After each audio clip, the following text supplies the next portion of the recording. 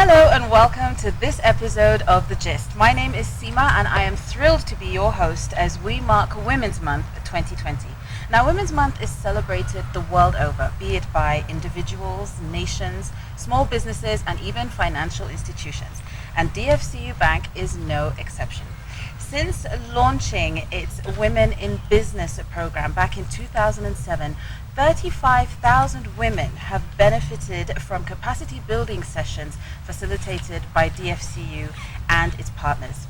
The Rising Woman campaign is a financial literacy campaign that is run under the auspices of Women in Business. And joining me today are two phenomenal women who are among the top 10 winners of the recently concluded second season of Rising Women.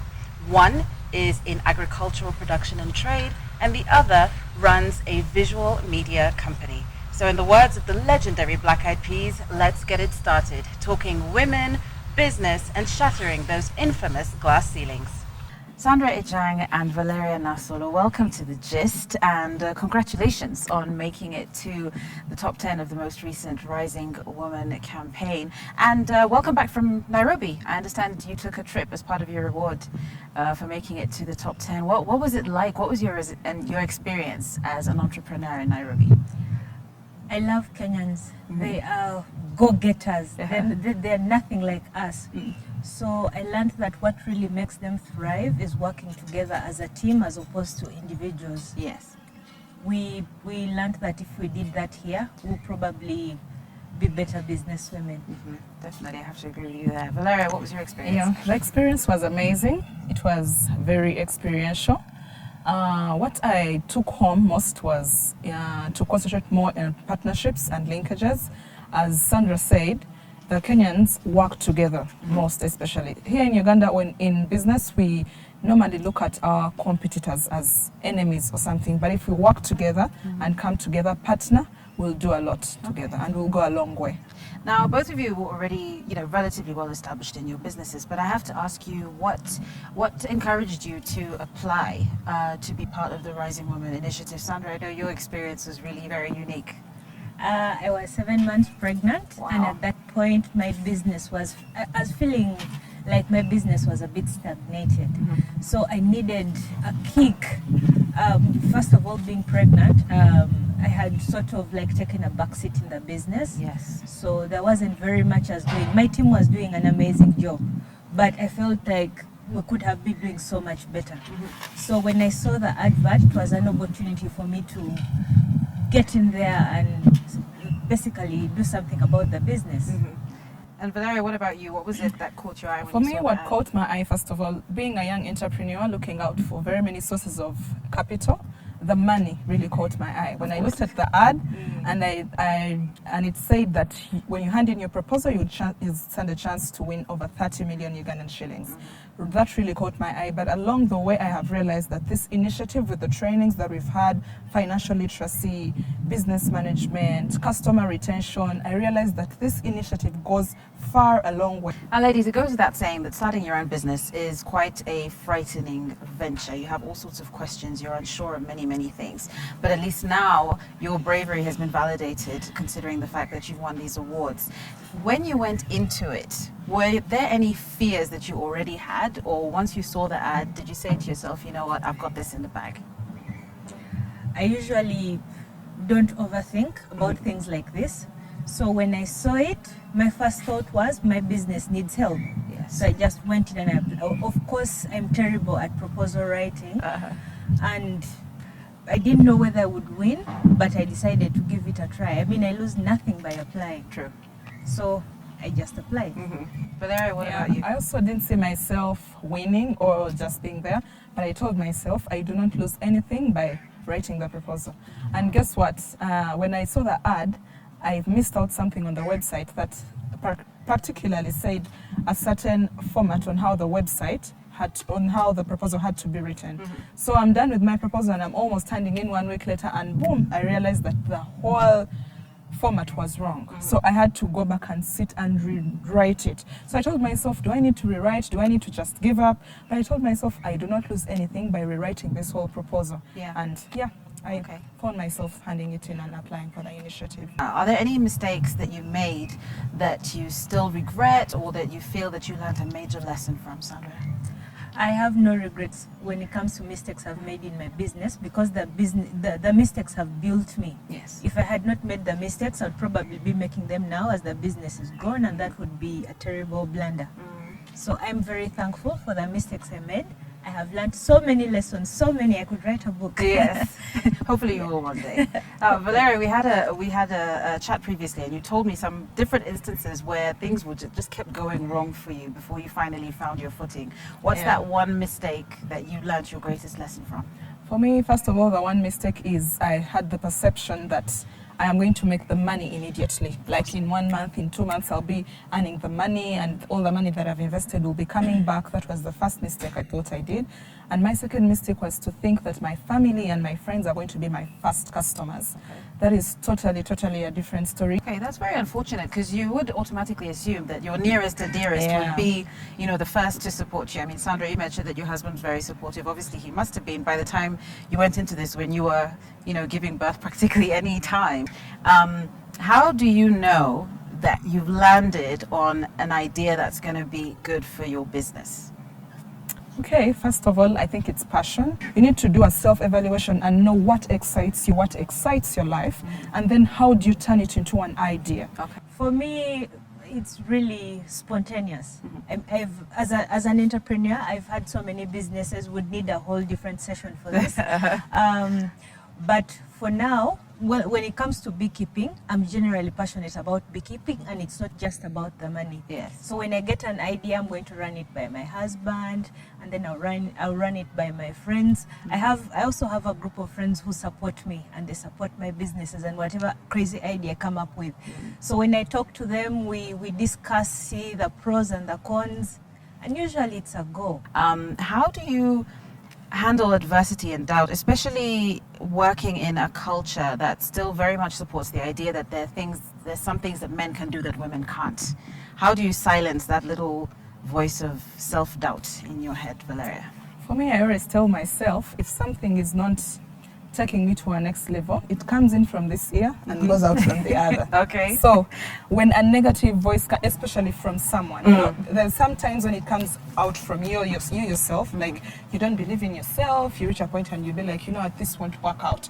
How do I get this started? How do I do this? But one thing I have learned over the years, looking back where you've come from, celebrating your milestones. Sometimes I tell myself, if I started this business and it survived for the first year or for the first 5 months, this can also work out. So sometimes looking back to what you have achieved, what you have overcome, gives you the strength to also overcome the doubt that wants to come up and believing in yourself. Wow, very valid point. Sandra, what about you? For me, first of all, failure is not an option. That's just not on the table. So what I normally do is drink some coffee or some wine, or both, and then I go back to the drawing board. Failure is not an option at all, so it has to work out. Right, I like the wine idea. I have to agree with you there. Now, following your experience with the Rising Women Initiative, because both of you, something you've said that has really resonated with me is that it's not just about the money. Like, you got so much more from being part of this program. What are two of the main things, if you can even pick just two, that you're going to take from this experience to not only apply to grow your business, but also to grow your teams, the people that you work with, and the people, you know, who support your business? For me, what I really took on to my business, my business has been basically centered on me. If I'm not around, a client won't get what they want. Like, I'm not practically that technical bit, but the phone calls, like, you know, how the business should run, the office, the what. So when I traveled to Nairobi, actually I learned it the time that I was away.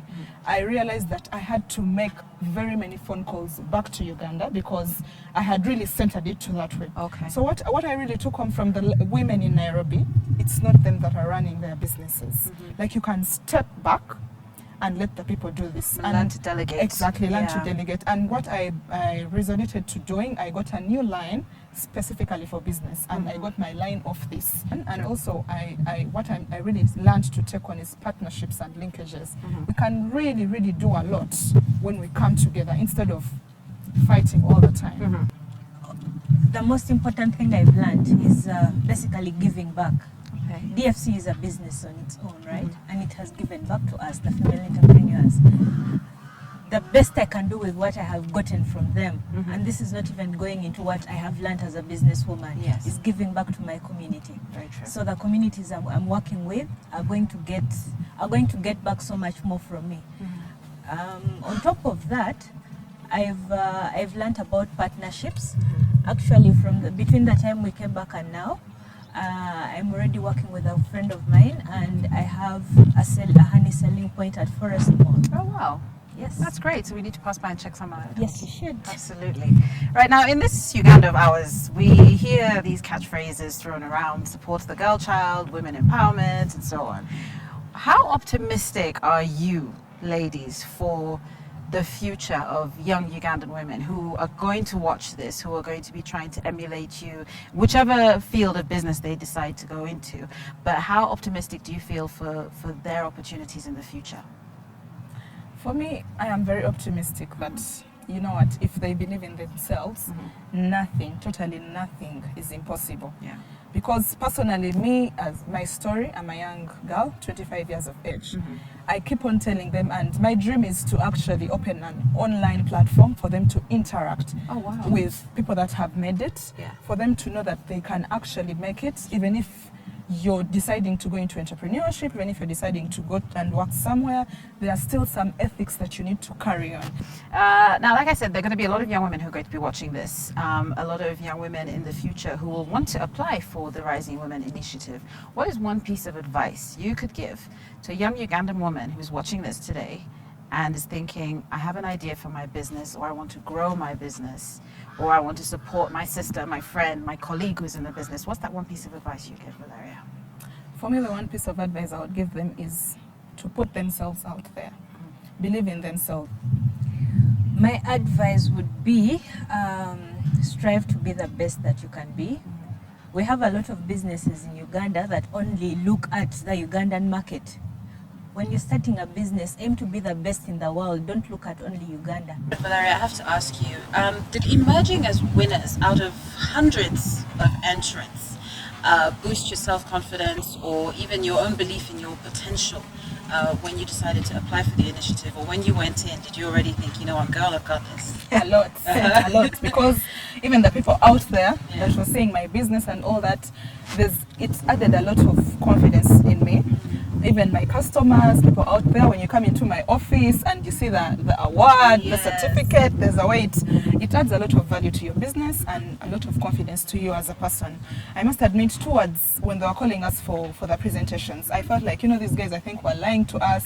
They're not calling us. It's been long and all that. And when I received the phone call, I was like, wow, even if I don't go through, the fact I am among the best 20, because in that advert, it was very clear, the best 20 will be called to make presentations. So I told myself, if I'm among the best 20, then that's already an achievement. So it boosted a lot. I believed in myself more. I told myself, okay, yes, and I must admit also, now, me winning being in the top 10 of the Rising Woman, it has encouraged me. I have tasked myself every year to engage myself in a different competition. Most of them now are going to be more of photography competitions, but it's encouraged me to now keep going every year.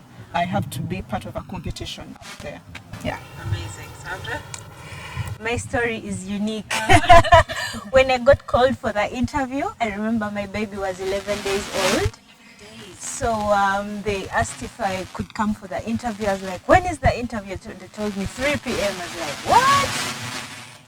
I told them, yes. I basically showed up. After showing up, one of the ladies had to babysit because the baby was being fussy.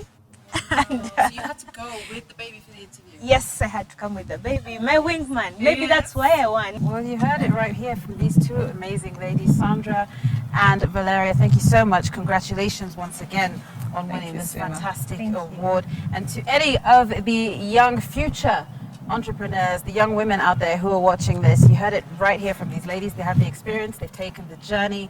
So like they said, just be passionate, strive for the best, and go for what you want. This has been The Gist.